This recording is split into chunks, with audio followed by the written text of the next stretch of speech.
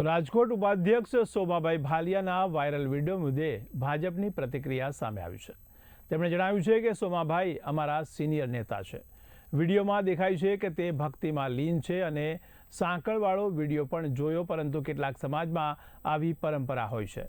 તેમની અંધશ્રદ્ધા બાબતનો કોઈ ફીડબેક મળ્યો નથી। શ્રદ્ધા અને અંધશ્રદ્ધા એક પાતળી ભેદરેખા છે।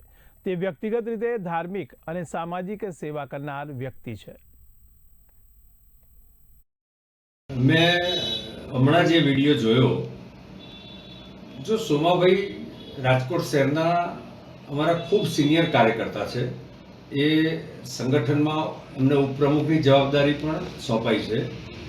તેઓ કોળી સમાજના એક સામાજિક નેતા પણ છે, સાથે સાથે ખૂબ વર્ષોથી રાજકીય કામ કરી રહ્યા છે।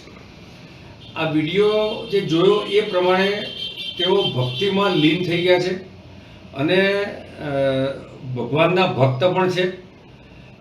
કેટલાક સમાજોમાં કેટલાક પ્રકારની પરંપરા હોય છે। મેં સાંકળવાળો બી જોયો, ઘણા જ ધાર્મિક સમૂહોમાં આ પ્રકારની પરંપરાઓ પણ ચાલતી હોય છે અને મેં ત્યાંથી થોડા ફીડબેક પણ મેળવ્યા છે અને એ એમની એક સામાજિક પરંપરાની સાથે સાથે એ પોતે ખૂબ ધાર્મિક આસ્થા ધરાવનાર વ્યક્તિ છે અને એમાં અંધશ્રદ્ધા કે એ પ્રકારનું કોઈ વર્તન હોય એવું કોઈ ફીડબેક મળ્યું નથી અને કદાચ દ્રશ્યમાં પણ દેખાતું નથી।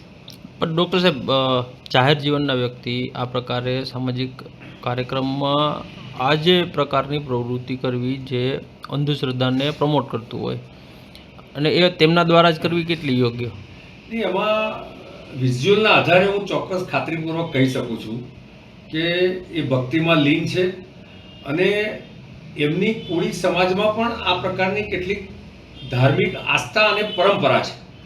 આમાં અંધશ્રદ્ધા નથી। જો આમાં શ્રદ્ધા અને અંધશ્રદ્ધા એનો એક પેપર થીન એક ડિફરન્સ હોય છે અને એમનું જે વ્યક્તિગત કેરેક્ટર બી જે છે એ વ્યક્તિગત કેરેક્ટર પણ સમાજ સેવાની સાથે સાથે ધાર્મિક સેવા, ધર્મના કાર્યક્રમોમાં ભાગ લેવો, ધાર્મિક ચેતના જગાવી, આ પ્રકારનો એમનો સ્વભાવ છે।